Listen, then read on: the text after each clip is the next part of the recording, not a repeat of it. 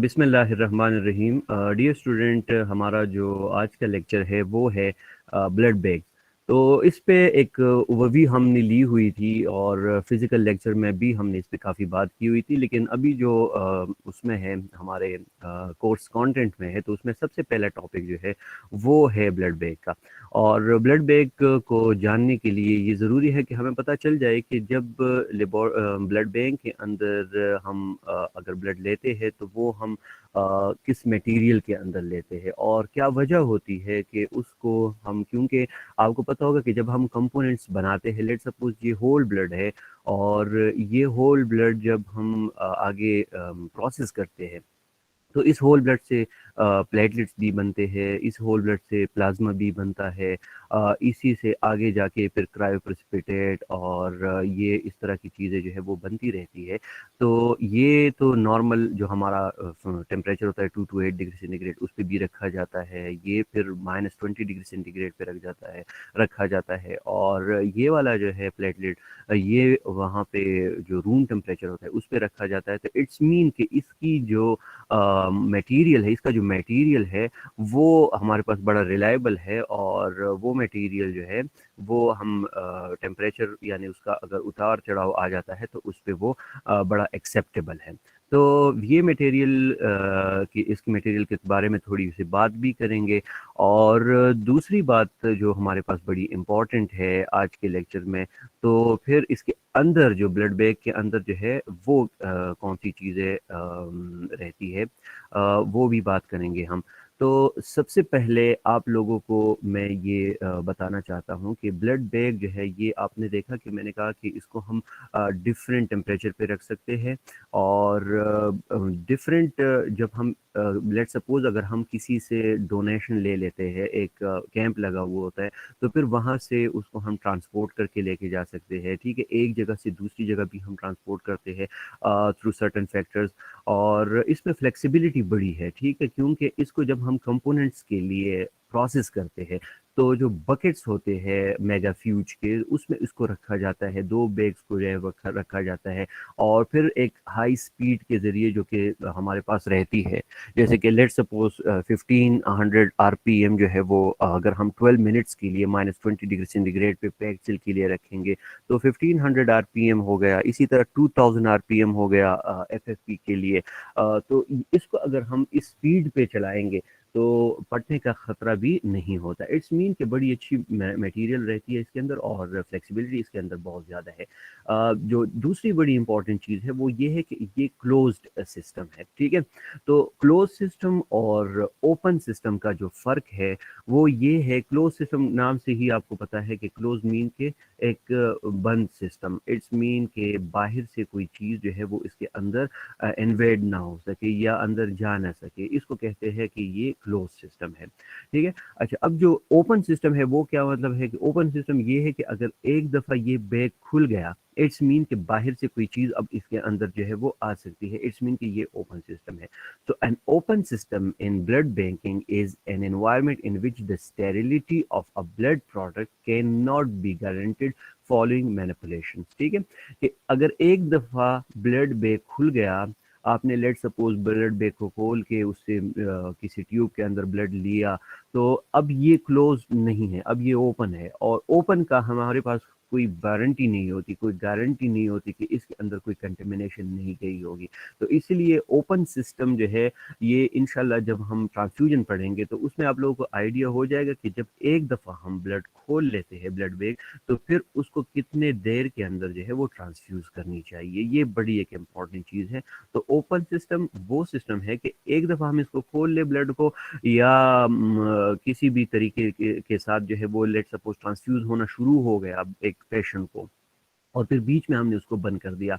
अब हम ऐसा नहीं करेंगे कि उसको दोबारा फ्रिज के अंदर रख लेंगे और ये फिर उसकी शेल्फ लाइफ जो है वो हमारे पास हो जाएगी 21 डेज, अगर उसके अंदर एसिड सिट्रेट डेक्सट्रोज है, या अगर CPD उसके अंदर है तो फिर उसकी शेल्फ लाइफ 28 डेज होती है।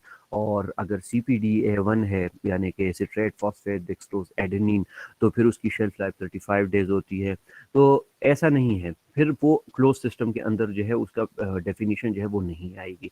जब जबकि क्लोज डेफिनेशन जो है उसकी डेफिनेशन ही यही है कि it in opposite of an open system, not surprisingly is a close system in which the shelf life of manipulated blood product does not change after the manipulation। और उसके अंदर जब हम इसको यानी उससे लेके डोनेशन से लेके प्रोसेस तक ये कंप्लीटली जो है वो क्लोज रहेगा। अब ये क्लोज्ड और ओपन का सिर्फ आप लोग यहाँ पे फर्क समझे कि ओपन सिस्टम वो है कि अगर एक दफा खुल गया तो उसकी स्टेरिलिटी का हमें अंदाजा नहीं होता। क्लोज सिस्टम जो है ये है कि ये हमारे पास डोनेशन से लेके एंड तक ये हमें हमें महफूज रहेगा, इसमें कोई जो है कंटेमिनेशन नहीं आएगी, कोई बाहर से कोई बैरूनी चीज़ जो है वो अंदर नहीं जा सकता। बाद में फिर हम इस पर इंशाल्लाह बात करेंगे कि हम इसको क्लोज बरकरार कैसे रखते हैं, तो वो इंशाल्लाह नेक्स्ट लेक्चर में जब हम पढ़ेंगे कंपोनेंट्स प्रिपरेशन, तो उसमें आप लोगों को आइडिया हो जाएगा कि अच्छा क्लोज सिस्टम जो है वो इस तरीके से किया जा सकता है। अच्छा, अब ये जो डेवलपमेंट है एंड सिलेक्शन ऑफ मटेरियल है, ठीक है, इस पे हम बात करेंगे। फिर प्रोसेस ऑफ डेवलपमेंट, जैसे कि ये हमारे पास आगे डिफरेंट कंपोनेंट्स में बनेगा, तो उस वक्त जो है उसकी मटेरियल पे क्या फ़र्क पड़ सकता है। तो मैंने पहले ही कहा कि हम इसको बड़ी हाई स्पीड से सेंट्रीफ्यूज भी कर सकते हैं 15,000 आरपीएम पे पैक्सिल के लिए, और इसी तरह जो 2000 आरपीएम है मेगा फ्यूज का जो स्पीड रहता है तो उस पर भी, लेकिन ब्रेक जो है वो हमारे पास कांटेक्ट रहता है, इंटैक्ट रहता है। और ये जो आगे अब हम जा रहे हैं तो इसको ज़रा देख ले, ये एक ब्लड बैग है, ये एक सिंपल ब्लड बैग है, ठीक है। और इसमें ये जगह रहती है, इसकी इम्पोर्टेंस ये रहती है कि जब हम इसको ट्रांसफ्यूज करें तो ये ऊपर एक हैंगिंग का काम करता है।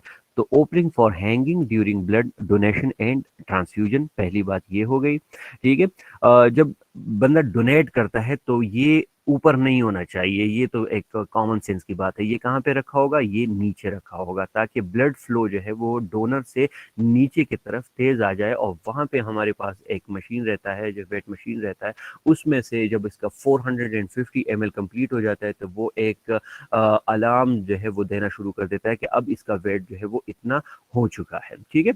अच्छा, दूसरी जो बात होती है अब वो ये होती है कि इसका जो मेडिकल हमारे पास जो ऊपर का सरफेस होता है, ये पीवीसी शीट का बना हुआ होता है, ये पूरा पीवीसी शीट का बना हुआ होता है, ठीक है। और ये दोबारा आ गया, अब ये बीच बीच में जो हमें तंग करते हैं लोग, ठीक है। तो ये बड़ा एक हाँ ठीक है, निज़ामुद्दीन आ चुका है, ओके। हम फिर अपने टॉपिक की तरफ चलते हैं, ये चीज़ अच्छी नहीं है बीच में जो तंग किया जाता है, ओके। तो ये जो आउटर सरफेस है मेडिकल ग्रेड पीवीसी का बना हुआ होता है। फिर यहाँ पे जो है वो ये जो बैग होता है, आप लोगों ने देखा होगा कि ये ट्रांसपेरेंट होता है। और ट्रांसपेरेंट मीन कि इसमें अंदर जो चीज़ होती है वो हमें नज़र आती है, ठीक है। अंदर लेट सपोज अगर इसके अंदर ब्लड है तो रेड आएगा, अगर इसके अंदर एफएफपी है तो ये हमें फ्रेश फ्रोजन प्लाज्मा है तो ये हमें जो है वो हार्ड नज़र आएगा। और इसके अंदर अगर प्लेटलेट है तो हम बाकायदा प्लेटलेट का कलर जो है वो देख सकते हैं, उसके अंदर कंटेमिनेशन हुई है या नहीं हुई है। और एक और चीज़ भी इसमें अंदर बड़ी इंपॉर्टेंट रहती है, जिसे हम कहते हैं एंटीकोगुलेंट या एडिटिव सोल्यूशन, जो कि हमारे पास रहती है तकरीबन हर बैग के अंदर जब हम इसको लेते हैं। और वो जो CPDA1 है तो वो तकरीबन 63 ml तक इसके अंदर वो भी रहता है, ठीक है। क्योंकि उसके बगैर अगर आप ब्लड लेंगे तो ब्लड का फ़ायदा नहीं है, फिर ये क्लॉट हो जाएगा, ठीक है। अच्छा, अब यहाँ पे इसकी कुछ ट्यूबिंग्स रहती है, ठीक है। ये इसकी ट्यूबिंग है, एक जो है वो मेन ट्यूबिंग है जो कि डोनर से इसके साथ नीडल लगा हुआ होता है और डोनर से इसके अंदर जो है वो ब्लड जाता रहता है। दूसरी जो है यहाँ पे नॉड होती है, और ये ट्यूबिंग जो है ये पेशेंट के ट्रांसफ्यूजन के लिए होती है। और जो तीसरी होती है, अगर ये हमारे पास मेन बैग है तो इसके साथ और बैग जो है वो इंटर कनेक्टेड होते हैं दूसरे बैग के, उनके सेपरेशन के दरमियान जो है दौरान जो है वो हमारी काफ़ी मदद दे सकता है। तो ये तो खैर मैं आगे और दिखाऊंगा, लेकिन अभी सिर्फ बैग पे गौर कर ले। अच्छा, फिर यहाँ पे जो एंटीकोगुलेंट सोल्यूशन रहता है, ये ऑलरेडी प्री एडेड होता है। पहले ही से थ्रू कंपनीज और एफडीए अप्रूव्ड होता है ये। तो वहाँ से उनके स्पेसिफिक प्रोसीजर के ज़रिए इसके अंदर एंटीकोगुलेंट जो है वो मौजूद रहता है। और 63 ml 450 प्लस माइनस 50 के लिए तकरीबन 63 ml एंटीकोगुलेंट जो CPDA1 है या ACD है ये रहता है। ठीक है, इसके अंदर कुछ इसके अंदर जो है वो एयर भी रहती है। और इसमें उसके ऊपर जो हमारे पास ये लेबल है तो ये भी इसके ऊपर चिपका हुआ होता है, क्योंकि इस लेबल की भी बड़ी इंपॉर्टेंट है। इस पे नाम लिखा हुआ होता है, इसके ऊपर इसका ब्लड ग्रुप लिखा हुआ होता है।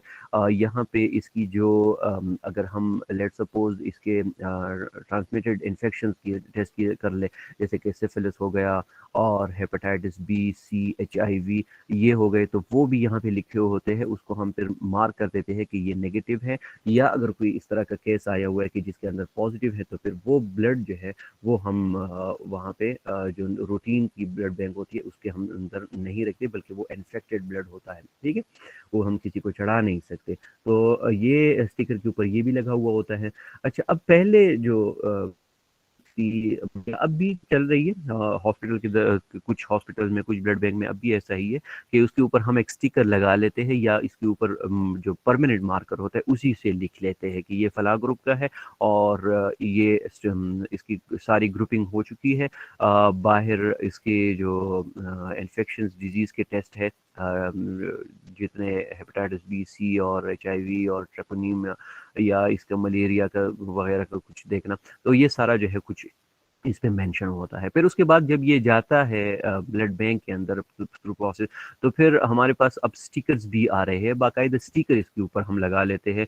और वो फिर जो है वो आगे प्रोसेस होता है, ब्लड बैंक के फ्रिज के अंदर जो है वो रखा जाता है, या फ्रीजर के अंदर रखा जाता है अगर ये FFP है, या अगर रूम टेम्परेचर पे है तो इसको एजिटेशन पे रखा जाता है प्लेटलेट को 5 और 7 डेज के लिए। ठीक है। अच्छा, अब ये जो आरबीसीज है, तो आरबीसीज को हम रखते हैं तकरीबन 2 to 6 degree centigrade, plus minus 2 होता है ये, मतलब 2 to 8 डिग्री सेंटीग्रेड भी आप रख सकते हैं, लेकिन 2 to 6 जो है वो एक आइडियल टेम्परेचर है आरबीसीज के लिए। फिर इसको हम तकरीबन 42 डेज तक जो है वो रख सकते हैं। लेट सपोज अगर इसके अंदर सेगम डला हुआ है, सेगम का भी पहले मैंने जिक्र किया था कि जिस तरह एंटीकोगुलेंट सॉल्यूशंस है, एसीडी है, सीपीडी है, CPDA1 है। तो एसीडी जो है, ये ज़रा याद रख ले आप लोग कि एसीडी जो है वो एसिड सिट्रेट डेक्सट्रोज है। और ये जिस ब्लैक के अंदर ढला हुआ होगा, तो ये तकरीबन इसकी मैक्सिमम स्टोरेज जो होगी वो होगी 21 डेज के लिए।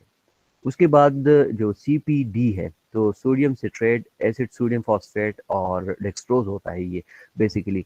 तो इसकी मैक्सिमम स्टोरेज डेज जो है वो 28 डेज की होगी। और CPDA1 जो है सिट्रेट फॉस्फेट डेक्सट्रोज एडेनिन जो होता है, तो अगर ये किसी बैग के अंदर डाला हुआ होता है तो 35 डेज के लिए होगा।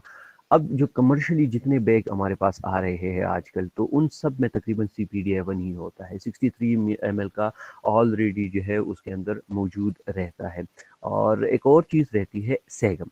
तो सेगम अगर जिस बैग के अंदर हम जो सैटेलाइट बैग है उससे हम उसके अंदर डाल लेते हैं, तो उसकी लाइफ स्पैन जो है वो 42 डेज तक चली जाती है। ठीक है, 42 दिन तक, यानी एक ब्लड बैग हम नॉर्मल रूटीन में रख सकते हैं अगर उसके अंदर सेगम डला हुआ होता है। अच्छा, प्लेटलेट्स फिर हम रखते हैं, तो प्लेटलेट्स में तो जो 20 to 24 डिग्री सेंटीग्रेड है, and this is a room temperature.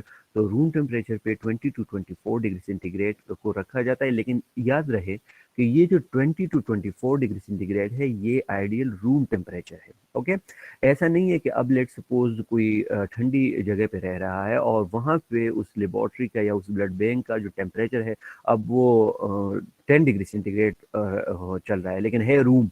तो अब इसको हम रूम टेम्परेचर तस्वुर नहीं करेंगे, बल्कि हम उसको 20 पे लाएंगे। 20 to 24 डिग्री सेंटीग्रेड जो नॉर्मल टेम्परेचर होता है उस पे हम लाएंगे, तो तब हम कहेंगे कि ये प्लेटलेट के लिए आइडियल टेम्परेचर है। तो वो तकरीबन 5 to 6 डेज रहता है, और 5 to 6 डेज हम इसको कॉन्टिन्यूस एजिटेशन पे रखते हैं। ठीक है, एजिटेशन मीन कि वो हिले, ठीक है, उसके अंदर कोई एजिटेट किया जाए, वो जो उसका स्पेसिफिक मशीन रहता है, एजिटेटर उसको बोलते हैं, और उसके अंदर टेम्परेचर भी हम मेंटेन रख सकते हैं। अब ऐसे भी आ चुके हैं माशाल्लाह, आप लोगों की अगर एक विजिट होगी आरबीसी में, क्योंकि कोरोना की वजह से हम ऑनलाइन लेक्चर्स दे रहे हैं, तो ये हमें जो है वो मायूस कर रहा है कि हम अब आप लोग को वो चीज़ें डायरेक्ट जो है वो दिखा नहीं सकते, लेकिन इंशाल्लाह आप लोग जो है इसको देख लेंगे। ओके, फिर प्लाज्मा जो है, इसको हम तकरीबन -70 से -80 डिग्री सेंटीग्रेड के ऊपर जो है वो रख सकते हैं। इट्स मीन कि वो बिल्कुल फ्रीज होगा। हो गए, तो अप टू 1 ईयर तक ये हम प्लाज्मा वहाँ पे रख सकते हैं, 1 साल तक तकरीबन -20 से लेके -80 डिग्री सेंटीग्रेड तक ये टेम्परेचर जो है वो हम गिरा सकते हैं। अच्छा, अब जो कंपोनेंट्स है और उसके मटेरियल है, तो जो बैग का जो मटेरियल होता है वो पीवीसी शीटिंग रहती है। पीवीसी शीटिंग बेसिकली ये क्या चीज़ है, ये पॉलीस्टीरीन जो रहती है, और पॉलीप्रोपिलीन रोज रहती है, और पॉलीइथाइलीन के जो बैग्स रहते हैं, तो ये वही शीट है हमारे पास। और जो डोनर ट्यूबिंग होती है ये भी हमारे पास जो है वो पीवीसी की ही होती है। जो ट्रांसफ्यूजन ट्यूबिंग रहती है, तो ये भी हमारे पास जो है ये रहती है, पीवीसी की होती है। अच्छा, अब इसके साथ एक और चीज़ जो है वो इम्पॉर्टेंट है, और वो है कि इसकी ट्यूबिंग जो होती है वो क्या होती है। तो इसके साथ एक ट्यूबिंग रहती है, और उस ट्यूबिंग के ऊपर अगर आप लोग देख ले तो एक नीडल जो है वो लगा हुआ होता है। ठीक है, तो वो नीडल जो है वो भी हमारे पास किस चीज़ का होता है, वो भी पीवीसी का होता है, यानी पॉलीविनाइल क्लोराइड बेसिकली इसको कहते हैं। पीवीसी के पाइप भी अब आ रहे हैं, आप लोगों को अगर आइडिया हो तो। पीवीसी बड़ी एक मजबूत और बड़ी एक फ्लेक्सिबल मटेरियल है, जिसको जो टेम्परेचर और अगर उस पर कोई प्रेशर डलता है तो वो उसको कैरी कर सकता है। ठीक है, इसीलिए इस बैग के अंदर भी हमने, सॉरी नॉट हमने, इसके बैग के अंदर भी जो है वो पीवीसी ही शामिल है। तो पीवीसी शीटिंग बैग में, डोनर बैग में, ट्रांसफ्यूजन ट्यूबिंग में, ट्रांसफ्यूजन पोर्ट में, और नीडल होल्डर के अंदर जो है वो पीवीसी का मटेरियल रहता है, और प्लस जो है वो पीएस और पीपीपीई, यहाँ पे मैंने लिखा भी हुआ है कि पॉलीस्टीरीन और पॉलीप्रोपाइलीन। ये फिर अगर आप कोई सर्च करना चाहता है तो इस पे ज़रा सर्च कर ले कि इसकी वजह क्या होती है हर एक की। ये थोड़ा सा इंजीनियरिंग की तरफ जो है वो, बायोमेडिकल इंजीनियरिंग की तरफ जो है फिर हमें लेके जा रहे हैं, लेकिन आपको सिर्फ आइडिया ही होना चाहिए कि मटेरियल जो है वो किस चीज़ का होता है। ठीक है, अच्छा, बीच में हमें वैसे ही तंग कर रहे हैं स्टूडेंट, और अब आ गया है तैमूर। तो इस वक्त क्लास की अटेंडेंस जो है वो 36 है, और तमाम बच्चे माशाल्लाह बड़ी सुकून के साथ जो है वो लेक्चर सुन रहे हैं। ठीक है, अच्छा, तो अब हम चलते हैं आगे, और आगे जो है ये एक तरफ तो मैंने कहा कि एक स्टिकर लगा हुआ होता है, जो जिसके ऊपर जो है वो सारी चीज़ें लिखी होती है, लेकिन ये स्टिकर जो है वो डिफरेंट टाइप्स के हो सकते हैं। ठीक है, ये स्टिकर जो है हमारे पास कुछ ऐसी भी आ सकते हैं। एक का जो है वो मैंने यहाँ पे आप लोगों को पिक्चर भी ली हुई है, कि इसके ऊपर लिखा होता है ब्लड बैग, और इसके अंदर जैसे मैंने कहा कि हमारे पास डिफरेंट टाइप ऑफ सॉल्यूशंस है। तो इसके अंदर जो सोल्यूशन है वो है CPDA1। एंड हियर अगर आप लोग इसको ज़रा जूम करके देख ले, ठीक है, तो आप लोग देख रहे हैं यहाँ पे कि जी, यहाँ पे अगर आप देख ले तो ये हमारे पास 100 ml ऑफ CPDA1 कंटेन ये 63 ml of anticoagulant citrate phosphate dextrose जो है यहाँ पे मौजूद रहता है। ठीक है, अच्छा, अब ईच 100 ml ऑफ CPDA जो है वो क्या क्या कंटेन करता है, तो इसके अंदर सिट्रिक एसिड मोनोहाइड्रेट रहता है, सोडियम सिट्रेट डाइहाइड्रेट रहता है, सोडियम बाइफॉस्फेट रहता है, डेक्सट्रोज मोनोहाइड्रेट रहता है, एडेनिन रहता है, और ये जो वाटर फॉर इंजेक्शन है ये भी हमारे पास इसके अंदर जो है वो रहता है। ये उसामा जान आ गया है।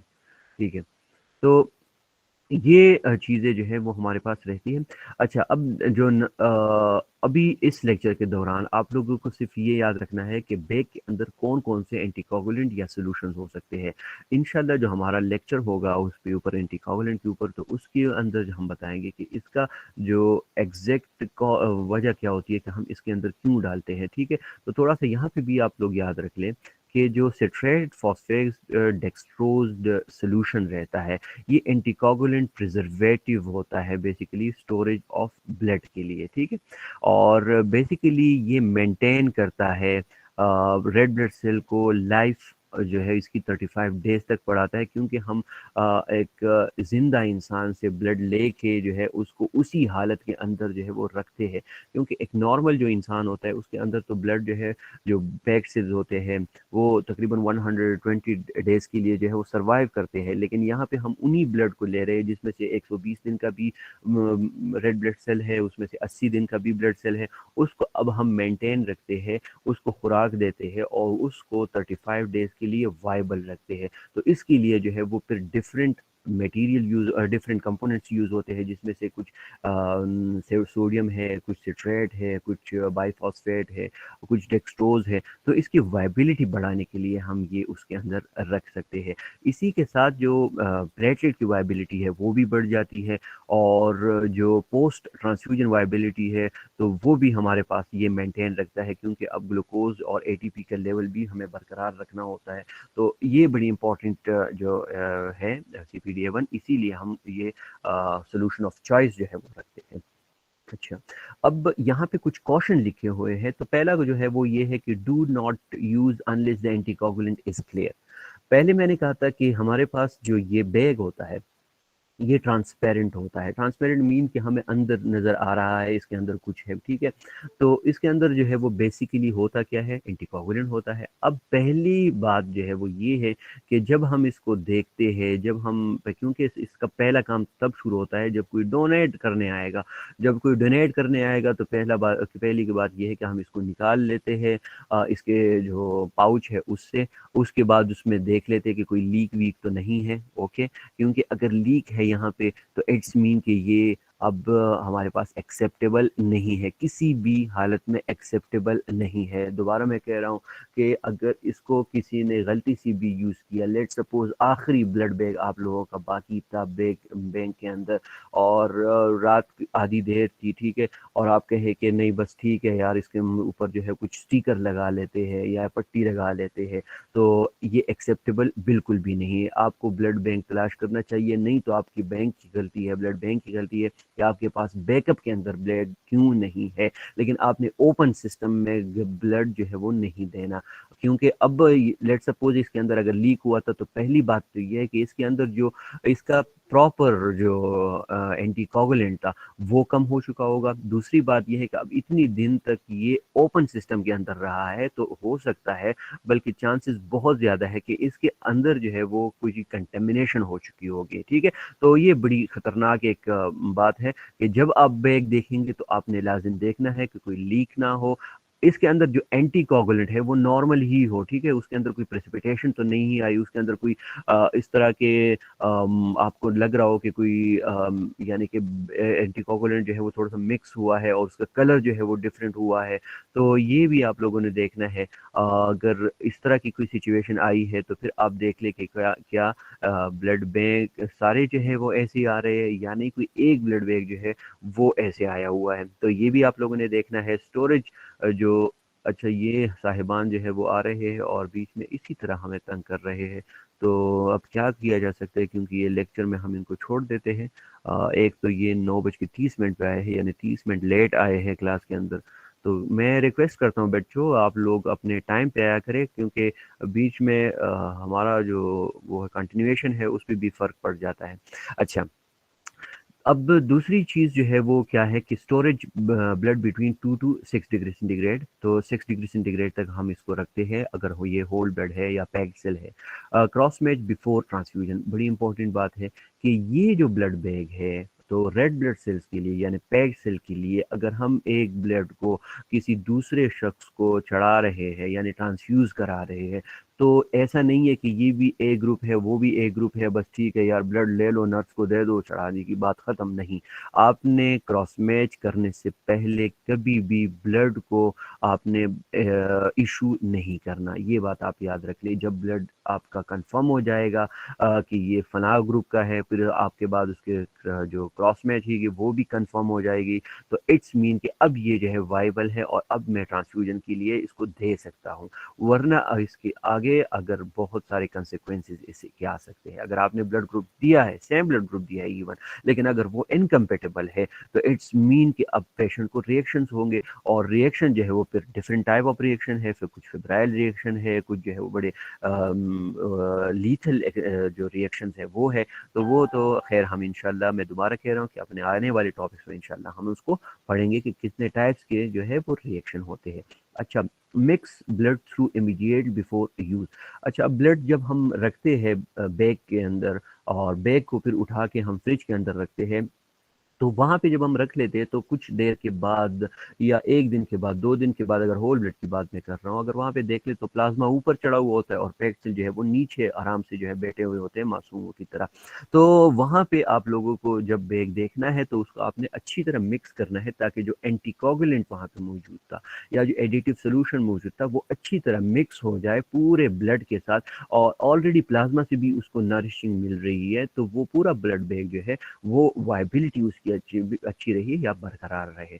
फिर फिफ्थ जो बात है, do not add medication to the blood. अब यहाँ पे ये बात है कि जो स्पेशली हॉस्पिटल के अंदर ऐसा होता है कि ड्रिप लगा हुआ होता है एक पेशेंट को सलाइन का या डेक्सट्रोज का, उसके अंदर आप लोगों ने कुछ न्यूरोबियान डाली या मल्टीविटामिन डाला और कलर जो है उसका डिफरेंट होता रहता है, ठीक है। और क्योंकि वो उसके फायदे के लिए होता है, आपने दोबारा उसको प्रिक नहीं करना होता, उसके किनोला लगा हुआ होता है और वहां से आप जो है वो ऊपर सारी चीजें डाल रहे होते हैं। यहाँ पे ये चीज नहीं हो सकती, ठीक है। यहाँ पे लेट सपोज अगर आप कोई किसी को ट्रांसफ्यूजन कर रहे हैं, तो उसको जो पहले से आप कुछ मेडिसिन दे रहे हैं रिएक्शंस को रोकने के लिए, या उसको एनाल्जेसिक वगैरह दे रहे हैं, तो आपने पहले ही उसको लगाने हैं या बाद में लगाने हैं। ये नहीं है कि आप जो है कहे कि चलो यार इसके अंदर ही मैं डाल डाल लेता हूँ, ये बिल्कुल भी एक्सेप्टेबल नहीं है।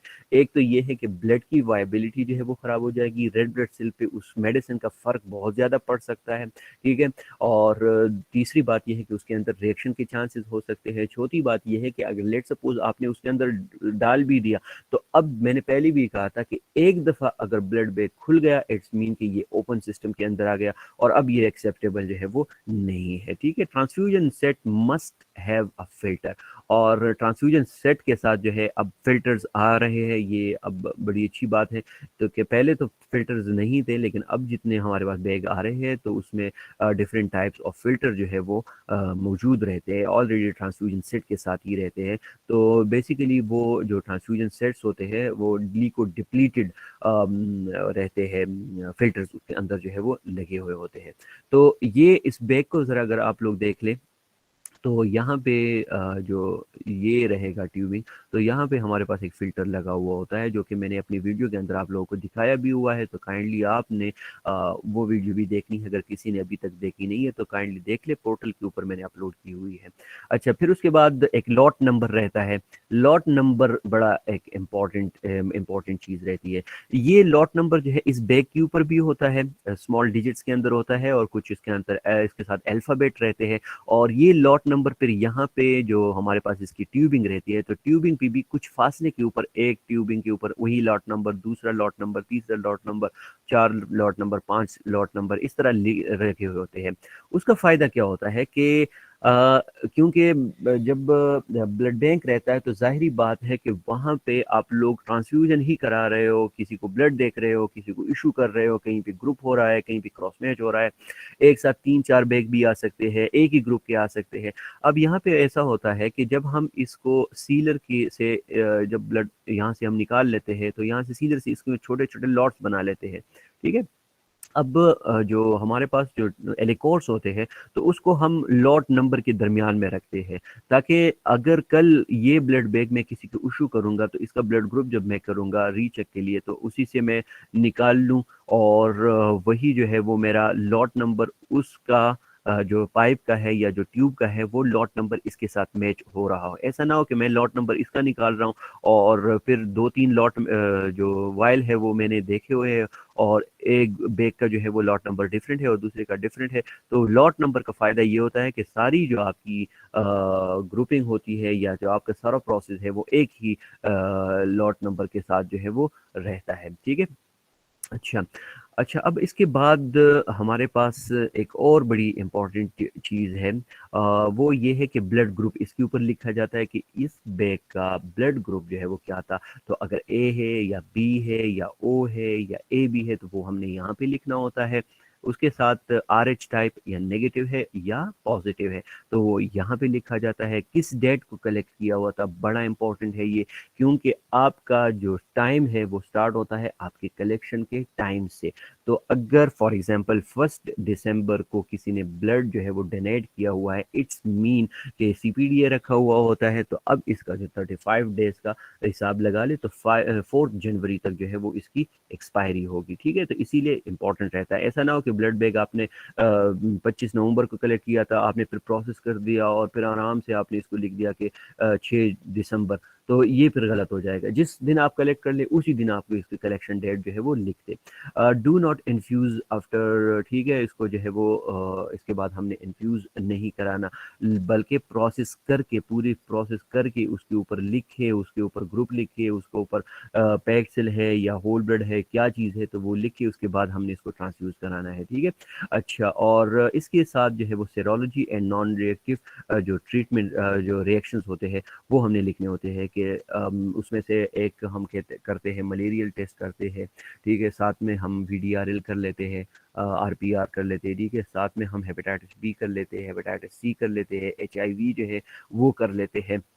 तो ये टेस्ट जो है वो हम परफॉर्म करके यहाँ पे लिख देते हैं कि टेस्ट परफॉर्म या नेगेटिव या जो भी आप लोगों के लेबोरेटरी का प्रोसीजर है उसके मुताबिक। लेकिन यहाँ पे आपने लिखना होता है कि ये नेगेटिव है। अगर ये पॉजिटिव हो गया तो पॉजिटिव को फिर एक लेबोरेटरी के अंदर जो ब्लड बैंक होता है उसका सर्टन प्रोटोकॉल होता है, उसके तरीके से उसको कैसे डिस्कार्ड किया जाता है, ये एक अलग प्रोसीजर है। अच्छा, अब हम आगे चलते हैं। और जो हमारे पास ये जो बैग है, ये जो आदमी ने हाथ में रखा हुआ होता है, ट्रांसपेरेंट बैग है, अभी इसके ऊपर स्टिकर जो है वो नहीं लगा हुआ। तो ये एफडीए अप्रूव्ड होगा। पहली बात कि इसके अंदर जो पीवीसी मटेरियल था वो यही है या नहीं है। ऐसा ना हो किसी ने प्लास्टिक से तो नहीं बनाया, किसी 2 नंबर, या किसी ने अपने खुद घर में तो नहीं बनाया हुआ। ठीक है, तो यहाँ पे ये एफडीए अप्रूव्ड होगा। इसके अंदर जो एंटीकोगुलेंट है वो वाकई एंटीकोगुलेंट है या कोई और चीज़ तो नहीं डली हुई है उसके अंदर। तो इसकी पूरे जब के कंपनी से होके आते हैं तो वहाँ पे ये बाकायदा क्वालिटी कंट्रोल वाले जो है वो इसको चेक करते हैं। ठीक है, सफिशिएंट फ्लेक्सिबिलिटी होती है, minimum resistant to filling and emptying. अब ये जब फिल होगा, ठीक है, तो एकदम जो आपका ब्लड आएगा यहाँ पे, तो ऐसा ना हो कि ये फट के जो है वो बाहर सारा ब्लड निकल जाए। कभी भी आपने ऐसा नहीं देखा होगा। क्यों? क्योंकि इसकी जो वायबिलिटी है, इसकी जो वर्थ है वो है ही ऐसी, इसकी जो मटेरियल है वो ऐसी है कि इसके अंदर सुखड़ने और जो वापस अपनी जगह पे आने के बड़े वो है, फ्लेक्सिबिलिटी है इसके अंदर। अच्छा, sufficient space to collect the volume of blood noted on the label. ठीक है, इसके अंदर जो 450 से 500 ml तक ब्लड की जो स्पेस है, जो वॉल्यूम है, वो इतना ही होना चाहिए। आइडियली वैक्यूम होना चाहिए। ठीक है, permissible air is 7 to 10 ml तक इसके अंदर एयर भी होती है। ठीक है। अच्छा, फिर उसके साथ जो है वो visual inspection of content before and during blood collection, during storage, during process etcetera.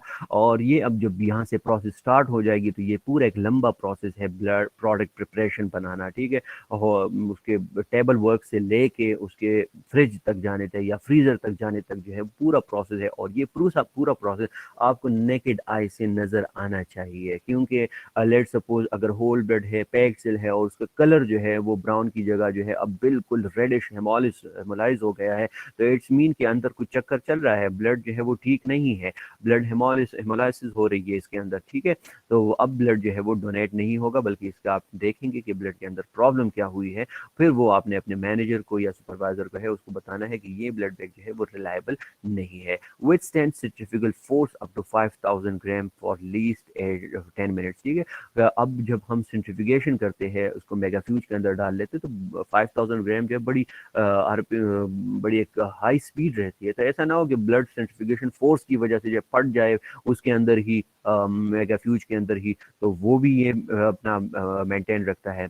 No डिजरेशन leak after centrifugation, ये भी देखना है कि सेंट्रीफ्यूगेशन के बाद जो है कोई इसके अंदर कोई लीकेज तो नहीं आई। Withstand strain blood filled bag fall from 5 height. ठीक है, इसके साथ जो ट्यूब रहती है तो कम से कम वो इतनी लंबी तो है, ऐसा ना हो कि आपने ऊपर जो है वो डोनर को लिटाया हुआ है और नीचे जो है वो ब्लड पहुंच ही नहीं रहा, या अगर आप इसको ट्रांसफ्यूज कर रहे हैं तो आपका ऊपर जो हैंडल है वो लगा हुआ है लेकिन वो अपने पेशेंट तक जो है वो आ नहीं रहा, तो इसके साथ जो है वो ये भी आप कंफर्म कर ले। लेकिन ये चीज़ जो है ये कमर्शियली आती है, जितने आपके अच्छी कंपनीज के जो ब्लड बैग रहते हैं तो वो सारे ये मेंटेन रखते हैं, ये जो क्वालिटीज़ है ये सारे उनके रिकमेंडेड हो रहते हैं और ये एफडीए अप्रूव्ड ही होते हैं और बाकायदा तौर पे जो है वो ये रहता है इसके अंदर साथ। अच्छा, फिर जो है वो सफिशिएंट टेंसाइल स्ट्रेंथ रहती है इसके साथ, material for fabrication weldable by conventional techniques, ठीक है, should be suitable to keep blood product at desirable low temperature, इस पे पहले बात हो चुकी है, ठीक है। Material should become biocompatible, non toxic होता है, hemolytic potential with acceptable limits रहती है इसके साथ, और ये बैग जो है ये स्टेराइल होता है। तो इसमें से कुछ चीज़ों पे जो है वो ऑलरेडी हमारे स्टार्ट के अंदर जो है वो बात हुई है, लेकिन ये प्रॉपर्टीज़ जो है ये एक ब्लड बैग की होनी चाहिए ताकि आगे जो हमारे पास ब्लड है उसको ट्रांसफ्यूज़ कराते वक्त या इसको डोनेशन के दरमियान जो है वो हमें कोई इशू जो है वो क्रिएट ना कर सके। अच्छा, ये असमतुल्ला साहब आ चुके हैं, ठीक है। असमतुल्ला, तुम भी लेट आ रहे हो यार, तुम तो क्लास की सीआर हो। अच्छा, ओके।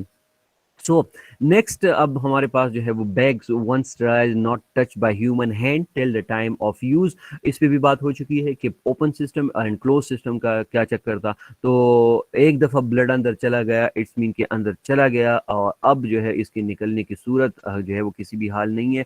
अब अगर ये ट्रांसफ्यूज भी हम करेंगे या आगे हम ट्रांसफर भी करेंगे तो ये एक क्लोज सिस्टम के अंदर होगा, और क्लोज एंड ओपन सिस्टम के दरमियान मैंने आप लोगों को पहले ही जो है वो फर्क समझाया। पायरोजीन फ्री होगा, ठीक है, बिल्कुल फ्री होगा, क्योंकि क्लोज सिस्टम है। एंटी कोगुलेंट क्लियर होगा, कलरलेस होगा, बिल्कुल होगा, क्योंकि अगर इसके दरमियान कुछ चीज़ आ गई है या अगर इस तरह हम प्रेसिपिटेट देख रहे हैं या कुछ क्लॉट्स देख रहे हैं छोटे छोटे से, इट्स मीन कि ये अब हमारे पास रिलायबल नहीं है, या अपनी कलर जो है वो चेंज की है उसने, बहुत पिंक हो गया है, या अगर इसको कलर कुछ और टर्बिड टाइप का हो चुका है तो इट्स मीन कि ये रिलायबल नहीं है। कॉन्स्टिट्यूएंट्स ऑफ एंटीकोगुलेंट, ठीक है, जो इसके अंदर एंटीकोगुलेंट था वाकई वो 63 ml ही है, कोई लीक वीक तो नहीं हुआ, क्योंकि नॉर्मली आप फिजिकल आई से जब देखते हैं तो आपको आइडिया हो जाता है कि अच्छा 63 ml जो है वो इतना ही होता है। ऐसा ना हो कि बहुत ज्यादा या बहुत कम जो है वो तो नहीं टला हुआ, क्योंकि इंसान है या मशीन है, गलती हो सकती है। तो ऐसा भी हो सकता है कि एंटीकोगुलेंट जो है वो कम अगर आ सकते हैं, तो फिर आपने देखना है उस ब्लड को आपने रखना है, कंपनी वाले को आपने इन्फॉर्म करना है कि आपकी इस बैग के अंदर जो एंटीकोगुलेंट कम था।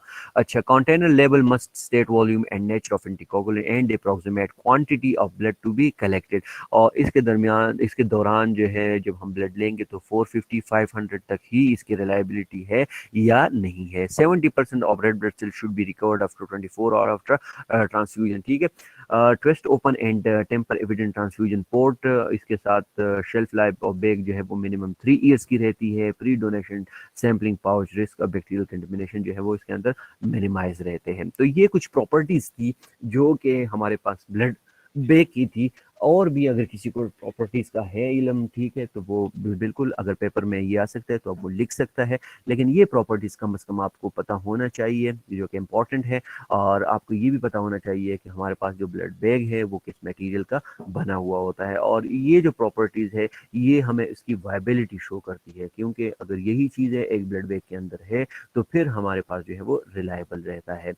तीसरी बात यह है कि हम इसको ग्लास वेयर में जो है वो क्यों यूज़ नहीं कर सकते, तो उसका जो है वो फिर बड़ा ख़तरनाक एक प्रोसेस है ये आगे, तो हम ग्लास में बिल्कुल भी यूज़ नहीं कर सकते। और क्योंकि स्टार्ट में जब ये 1900 के 1920-30s में जब ट्रांसफ्यूजन शुरू हुई थी, तो उससे पहले जब हिस्ट्री हम पढ़ रहे थे उसमें तो इवन हमने ये भी देखा हुआ था कि जो आयरन के बर्तन थे तो उसमें ट्रांसफ्यूजन हो रही थी, बिल्कुल ओपन सिस्टम के अंदर हो रही थी। लेकिन with the passage of time फिर प्लास्टिक बैग्स आ गए, फिर उसके बाद पीवीसीज आ गए, तो अब पीवीसी जो है वो ये रिकमेंडेड है और काफ़ी अच्छा काम जो है वो कर रहे हैं। सही है। तो बाकी अगर किसी के जहन में ये सोच आ रहा है कि हम इसको जो है वो जिस तरह की कीमोथेरेपी के ड्रिप्स होते हैं या जो फ्लैजिल के ड्रिप्स रहते हैं, ठीक है, उसमें हम क्यों नहीं सकते, तो उसमें बिल्कुल नहीं दे सकते, टूटने का खतरा हो सकता है। और ब्लड वैसे भी हम डोनेशन नहीं करते, ठीक है। मैं अगर आप लोगों से पूछ लूँ तो बहुत कम बच्चे ऐसे होंगे कि जो बाकी हर साल जो है वो 3 दफ़ा ब्लड डोनेट करते रहते हैं, लेकिन बहुत सारे ऐसे बच्चे होंगे कि जो ब्लड देने से जो है वो डरते हैं, ठीक है। उनको आई डोंट नो कि उनको क्या हो जाता है, ब्लड देते वक्त जो है वो खिसक जाते हैं। तो ब्लड जो है वो बड़ा एक इम्पॉर्टेंट आंसर है, और इसको हमने अपने जिस्म से जो है वो सदका करना होता है। तो ये मैं थोड़ा सा मोटिवेशनल आप लोगों को बता रहा हूँ, कि मोटिवेट कर रहा हूँ कि अब भी अगर कोई है तो वो कम से कम ये इरादा कर ले कि साल में जो है वो 3 दफ़ा वो ब्लड जो है वो डोनेट करेगा। 3 दफ़ा नहीं हो सकता यार, तो 2 दफ़ा जो है वो कम से कम डोनेट करते हैं। और बहुत सारे बच्चे मैं जानता हूँ इसी क्लास में, जिसमें से एक वकार है, जाकिर है, हनान है, इस तरह सईद है, कुछ इन बच्चों ने जो है वो माशाल्लाह डोनेशन जो है वो की हुई है, करते रहते हैं। कोई हॉस्पिटल से आ जाता है तो ये फौरन जो है वो हर घड़ी तैयार कामरान होते हैं, सही है। तो और बच्चे भी इनसे जो है वो इबरत हासिल करें और ब्लड डोनेशन जो है वो देते रहे, सही है।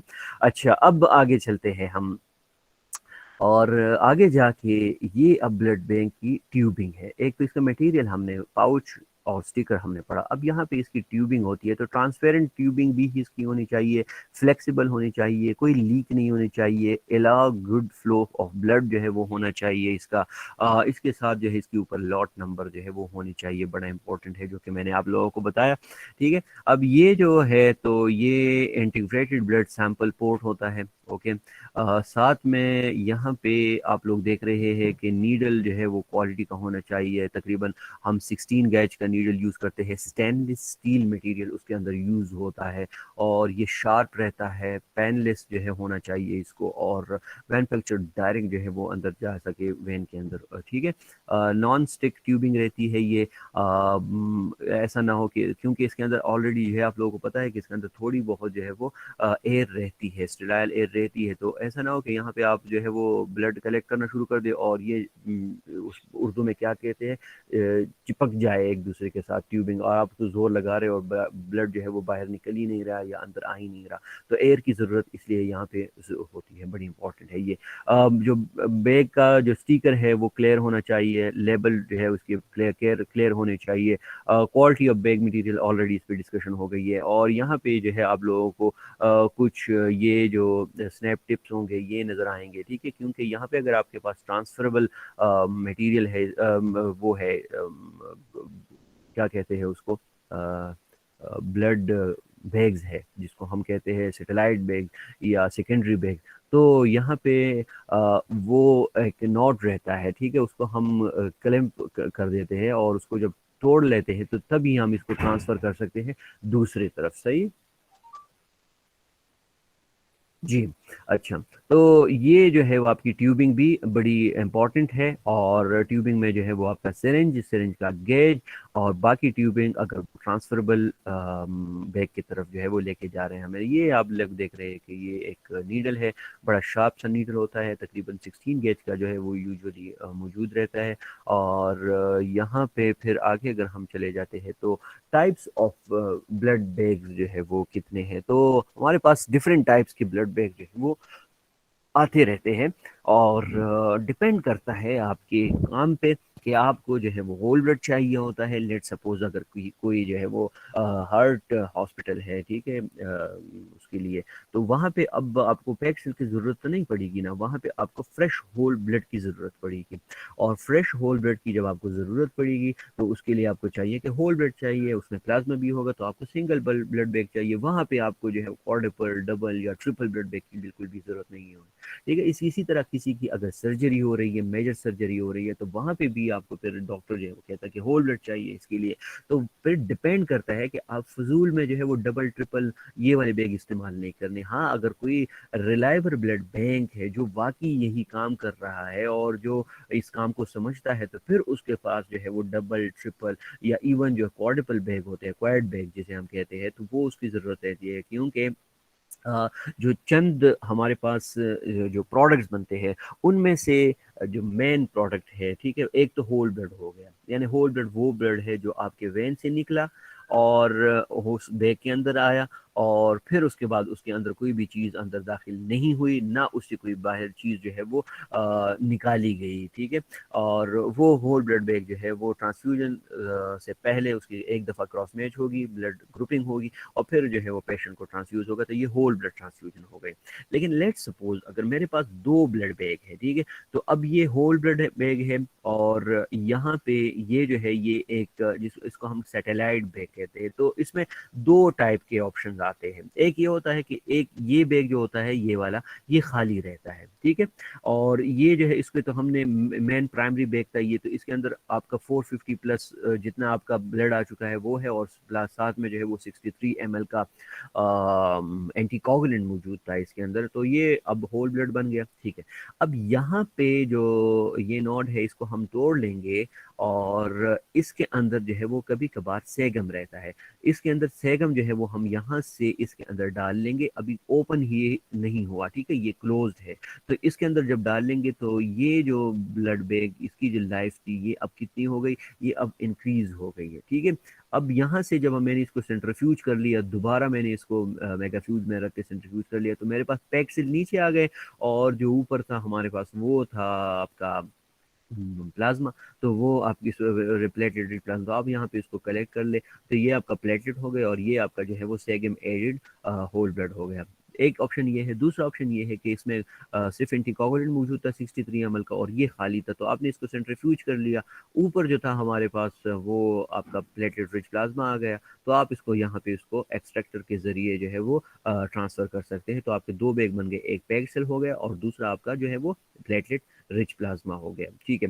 अच्छा, अब ऐसा भी है कि हमारे पास तीन बैग्स रहते हैं, तो तीन बैग के अंदर जो है वो अब आपके तीन आइटम्स जो है वो बनेंगे। इसमें भी एक चांस रहता है कि आपके पास जो है वो सेगम होता है, आपके पास यहाँ पे होल ब्लड है, और आपके पास ये खाली बैग है। ठीक है।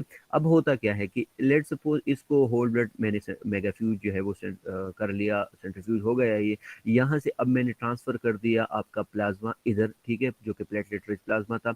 अब यहाँ से मैंने इसको काट दिया, ठीक है, ये मैंने क्या कर दिया, यहाँ से मैंने काट दिया, और इससे मैंने इससे मैंने आगे लेके जो इसको ट्रांसफर कर दिया इस बैग के अंदर। ठीक है। तो ये सेगम यहाँ पे आ गया। अब यहाँ से मैं इसको काट दूंगा, इसको मैंने पहले क्लैंप लगाया हुआ था, और यहाँ से जो इसको मैं दोबारा सेंट्रीफ्यूज करवा लूंगा, तो अब जो है मेरे पास दो पोर्शन हो जाएंगे, एक प्लेटलेट रिच प्लाज्मा होगा, एक प्लेटलेट पुअर प्लाज्मा होगा।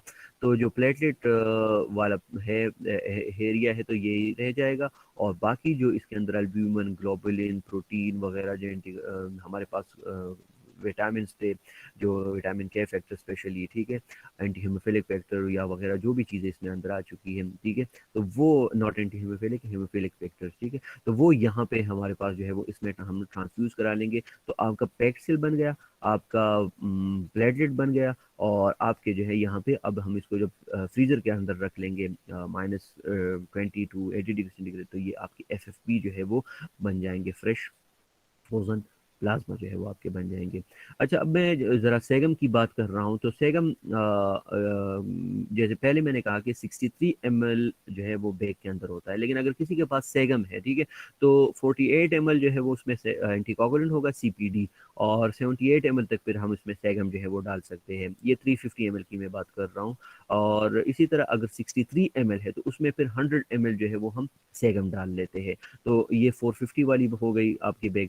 और अगर किसी के अंदर CPD जो है वो 70 ml है, तो फिर उसके अंदर जो है वो आपको 111 ml जो है वो सेगम जो है वो डालना होता है। ठीक है। सेगम मीन के जो सोडियम क्लोराइड है, एडेनिन है, ग्लूकोज है और मैनिटोल है, तो हम इसको एक्स्ट्रा नरिशमेंट जो है वो दे रहे हैं, और इसकी लाइफ जो है वो फिर क्या बन जाती है, तकरीबन 20% इंक्रीज हो जाती है। ठीक है। 20% आपकी जो लाइफ स्पेन है, आपके पैक सेल की लाइफ स्पेन है, वो सेगम के एडिशन की वजह से इंक्रीज हो जाती है। और अगर डेज में हम कह रहे हैं तो 35 डेज से जो है वो कितने डेज तक चली जाती है, 42 डेज तक चली जाती है। यानी कि एक जो आपका 100 ml सेगम है वो आपके पैक सेल की लाइफ स्पेन जो है वो 7 डेज बढ़ाती है, और पैक सेल की जो लाइफ है वो तकरीबन 20% तक बढ़ाती है। ठीक है। तो ये MCQs का क्वेश्चन जो है वो हो सकता है ये। अब एक और है जिसके अंदर जो है वो आपके 4 ब्लड बैंक जो है वो कंप्लीट लगे हुए हैं, और यहाँ पे बल्कि आपके पास 5 भी है, इसके साथ वो भी है, सैगम भी लगा हुआ होता है। तो कुछ लोग जो है वो प्रैक्टिस करते हैं सैगम का, कुछ लोग प्रैक्टिस नहीं करते सैगम का। तो डिपेंड करता है, क्योंकि आपने अपने उसको देखना होता है कि आपके पास जो है वो कितने डिमांड आते हैं 4 ब्लड बैंक की। तो अगर लेट सपोज कोई क्रायोप्रेसिपिटेट बना रहा है या उसको सारी चीज आइटम चाहिए होते हैं, तो फिर वो ऑन द डिमांड जो है वो क्वाड ब्लड कलेक्शन जो है वो भी कर सकता है। ठीक है, तो इसमें भी आपका पहला जो है वो पैक्सिल हो गया, आपका फ्रेश फ्रोजन प्लाज्मा हो गया, आपका यहाँ पे फिर हो गया जो वो है ये प्लेटेड हो गए, और ये फ्रेश फ्रोजन प्लाज्मा हो गया। यहाँ पे आप इसको निकाल लेते हैं, फिर इसको मजीद आप सेंट्रीफ्यूज कर लेते हैं, तो आपके पास जो है वो 2 इसके अंदर आइटम बन गए, क्रायोसुपरनेटेंट भी आपके पास यहाँ पे बन चुका है। तो ये उसके लिए जो है आप जरूरी है। तो ब्लड बैग ब्लड जो डोनर है, तो अब एक ही ब्लड डोनर ने तकरीबन 4 डिफरेंट इंसानों की जो है वो जान बचाई है। तो इसीलिए ब्लड डोनेशन पे मैं अक्सर बात करता रहता हूँ कि आप ब्लड डोनेशन की आदत जो है वो डाल लें। ठीक है, साल में कम से कम 2 दफ़ा ब्लड दिया करें, तो आप एक बंदे को नहीं बचा रहे, बल्कि आप जो है वो 4 डिफरेंट बंदे को बचा रहे हैं। और माशाल्लाह आप देख रहे हैं कि आप किस तरह बचा रहे हैं। आप खुद ही इसी के स्टूडेंट हैं। तो पेक्सिल से पेक्सिल वाला बंदा बच गया, यहाँ पे अगर किसी को हेमोफीलिया हुआ है तो उसको जो है वो आपने फैक्टर्स दे दिए, वो भी उसका भी काम हो गया। इसी तरह अगर डेंगू वगैरह में या थ्रोम्बोसाइटोपिनिया है किसी को, तो आपने उसको प्लेटलेट दे दिए। तो बड़ी काम की चीज़ें हैं इसके अंदर, आपके ब्रेक के अंदर, और आप जो है वो एक वक्त में जो है वो 4 मुख्तलिफ इंसानों को बचा सकते हैं। ठीक है, तो ये था ब्लड बैंक के दर का पूरा किस्सा, और ब्लड बैंक जो है वो किस तरह बना हुआ होता है, इसके प्रॉपर्टीज क्या होती है, और ये किन किन टेम्परेचर से होके चलता है, और इस पे क्या जो है वो अपने लाइफ के अंदर बड़ी तकलीफें आती है, क्योंकि हाई सेंट्रीफ्यूगेशन रहती है इसके ऊपर, टेम्परेचर इसका ऊपर नीचे जाता है। लेकिन ये ब्लड बैंक जो है हमारे पास जो है वो अपनी अपनी साख के अंदर जो है वो वैसे का वैसे रिलायबल ही रहता है।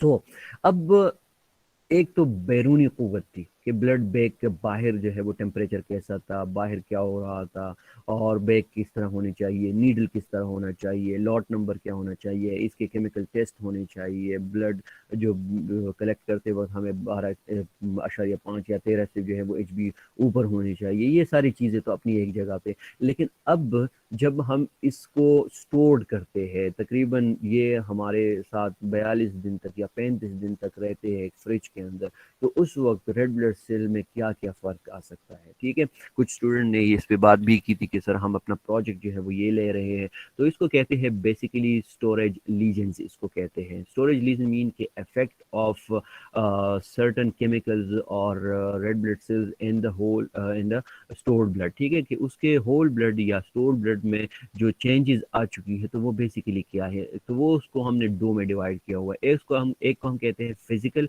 चेंजेस, और दूसरे को हम कहते हैं केमिकल चेंजेस। ठीक है, तो फिजिकल चेंजेस और केमिकल चेंजेस, यहाँ पे कुछ जो चीज़ें हैं वो मैंने बताई है कि मॉर्फोलॉजिकल चेंजेस जो है उसके साइटोस्केलेटन की वजह से आता है, क्योंकि जब हम होल ब्लड को स्टोर करते हैं या पैक्सिल को स्टोर करते हैं, या इवन अगर होल ब्लड को भी किया जाए, तो उसके अंदर प्लेटलेट मौजूद रहते हैं जो कि प्रोग्रेसिवली माइक्रो एग्रीगेट्स बनाते हैं। आपको पता है कि प्लेटलेट एक दूसरे के साथ जब हम थोड़ी देर रह लेते हैं, तो वो एक दूसरे के साथ चिपक जाते हैं, और इनके अंदर एडहेजन की पावर जो है बड़ी रहती है। इसी तरह लिकोसाइड के अंदर भी रहती है। ठीक है, तो उसकी वजह से जो है वो क्या होता है कि storage of the presence of such potential micro emboli can be demonstrated by light microscopy of smear of the blood sample. तो इसका फिर सैंपल जब लिया जाता है, तो आपको वहाँ पे छोटे छोटे जो है वो माइक्रो एम्बोलिज्म जो है वो नजर आएंगे। They cause an increase in the viscosity of the blood as measurable by the screen filtration pressure method. और बाकायदा आप इसको जो है वो उसकी विस्कोसिटी जो है वो भी ज्यादा हो जाती है। तो इसको खैर मैं आप लोगों के साथ शेयर कर दूंगा, ये फिर आप लोग इसको पढ़ ले। अगर कोई इस पे वाकई जो है वो प्रोजेक्ट सोच रहा है इसके बारे में, तो फिर ये आर्टिकल भी मैं आप लोगों के साथ शेयर कर दूंगा। और मज़े की बात यह है कि मेरी खुद की जो हेमेटोलॉजी की रिसर्च थी MSc के अंदर, तो वो भी यही थी। ठीक है, effect of haematological parameter and stored blood. तो इस पे काम हो सकता है, बिल्कुल आप लोग इस पे काम जो है वो कर सकते हैं। अच्छा, इसके अंदर जो मेन चीज़ें होती है, तो एक तो इसकी शेप पे फ़र्क पड़ जाता है, क्योंकि इसके जो बाइक एंड केव शेप होता है, अब वहाँ पे वो रह के जो है वो बेचारा स्फेरिकल हो जाता है, और स्फेरिकल इसलिए होता है कि उसकी मेम्ब्रेन जो लिपिड होती है वो अब आराम आराम से जो है वो लॉस हो रही है। ठीक है, इसके साथ इसकी विस्कोसिटी जो है वो ज़्यादा हो जाती है, माइक्रो एग्रीगेट्स बहुत ज़्यादा आ जाते हैं, डीफॉर्मेबिलिटी जो है वो इसकी ज़्यादा कम हो जाती है, और इसकी ऑस्मोटिक फ्रेजिलिटी जो है वो ज़्यादा हो जाती है। ठीक है, तो ये फिजिकल चेंजेस उसके आ सकते हैं।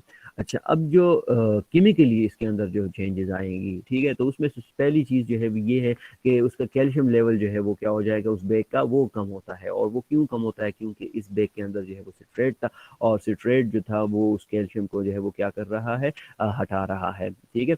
अच्छा, अब यहाँ पे जो स्टोरेज टेम्परेचर था उसका 2 to 6 डिग्री सेंटीग्रेड या 2 to 8 डिग्री सेंटीग्रेड, ठीक है, तो उसमें उसकी जो नॉर्मल पीएच थी CPD1 की वो थी 5.6, लेकिन ये मिक्स हो गया, तो ब्लड का जो पीएच है वो हमारे पास वो होता है तकरीबन 7.3, 7.5, 7.6 तक रहता है, तो मिक्स करके होके जो है वो तकरीबन 7.1 तक जो है वो पहुंच जाता है। ठीक है। अच्छा, अब ये कौन आ गया? जी, मोहम्मद बिलाल साहब जो है वो माशाल्लाह।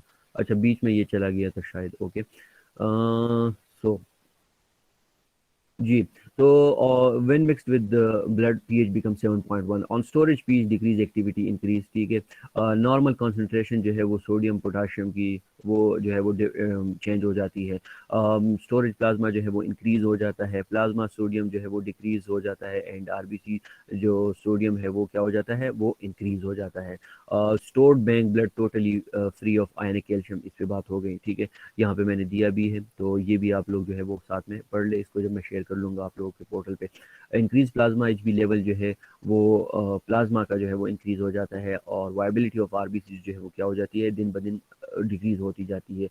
2,3-DPGs जो है डाइफॉस्फोग्लिसरेट जो है वो कंटेंट इसका डिक्रीज हो जाता है, ATP जो है वो इसकी डिक्रीज हो जाते हैं, लेकिन फिर भी जो चीज़ें हमारे पास रहती है इसके दरमियान, यानी सिट्रेट हो गया, फॉस्फेट, डेक्सट्रोज या सेगम, तो ये सारे जो है वो तकरीबन 35 डेज के लिए इसको वाइबल जो है वो रखते हैं, लेकिन with the passage of time slowly इसके अंदर डिक्रीज आती रहती है। आपने पहले दिन किस तरह देखा, फिर दूसरे दिन देखा, फिर आपने एक हफ्ते के बाद इसका देखा, सेकंड वीक पे देखा, थर्ड वीक पे देखा, फोर्थ वीक पे देखा, तो ये आप जो है वो देखते रहते हैं, और इसकी एक चार्ट आ जाएगी आप लोगों के पास, फिर आप देखेंगे कि कौन कौन सी चीज़ कब कब जो है वो क्या हो रही है, डिक्रीज हो रही है। तो फिर उसके बाद जो है वो composition, size and surface area of container fluid, oxygenation and metabolism, plated with increase metabolic activity produce increase lactic acid. ठीक है, तो अगर प्लेटेड उसके अंदर है तो फिर वो लैक्टिक एसिड जो है वो रिलीज करेगा, और उसकी वजह से जो है वो यहाँ पे आपकी विस्कोसिटी पे जो है वो फर्क आ सकता है। Platelet storage pH decrease, acidity जो है वो क्या हो जाती है, इंक्रीज हो जाती है, और प्लेटलेट जो है वो ग्रेन्यूल्स रिलीज करते हैं, तो जो प्लेटलेट है फिर वो ब्लड होल ब्लड बैग के अंदर जो है वो किसी काम के नहीं रहते, इसीलिए हमारे पास जो होल ब्लड है तो उसके अंदर प्लेटलेट का कोई इतना ज़्यादा रोल इसी वजह से नहीं है, क्योंकि उसके अंदर जो है प्लेटलेट को चाहिए कि वो आप लोग जो है वो एजिटेशन पे रख दे, लेकिन अगर होल ब्लड को आपने एजिटेशन पे रख दिया तो वो तो क्या हो जाएंगे, टूट जाएंगे, क्योंकि रेड ब्लड सेल्स फ्रिज जाए तो वो हेमोलिसिस काज हो जाएगी, तो वहाँ पे फिर ये जो है वो एक्सेप्टेबल नहीं है। इसीलिए हम जो modern concept of blood transfusion है उसमें हम जो है वो ज़्यादा प्रेफर करते हैं कंपोनेंट्स प्रिपरेशन को। तो फिर आप प्लेटलेट जब निकाल लेंगे तो आपने फिर उसको प्रॉपर एजिटेशन से रखना होता है। ठीक है, तो ये था हमारा आज का टॉपिक जो कि ब्लड बैग पे था। कुछ एंटीकोगुलेंट इसमें हमने डिस्कस कर लिए, इसकी नीडलिंग कैसे होती है, and types of blood bags जो है वो हमने डिस्कस कर लिए। इसकी जो फुल वर्जन है वो ऑलरेडी पोर्टल पे अपलोड भी है, और आप इसको जो है वो मेरे यूट्यूब चैनल पे MLT लेक्चर बाय तनवीर तारा पे भी देख सकते हैं।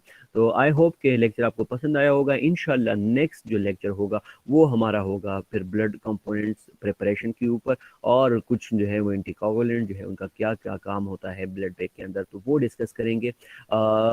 तो अभी तक अगर किसी का कोई क्वेश्चन, बल्कि क्वेश्चन जो है आज हम नहीं उठाते क्योंकि 10:10 जो है वो हो चुके हैं, और आपकी दूसरी क्लास जो है वो स्टार्ट होने वाली है, तो मुझे इजाज़त दीजिएगा, और अपना ख्याल रखते रहिए। So thank you very much. अल्लाह हाफिज़।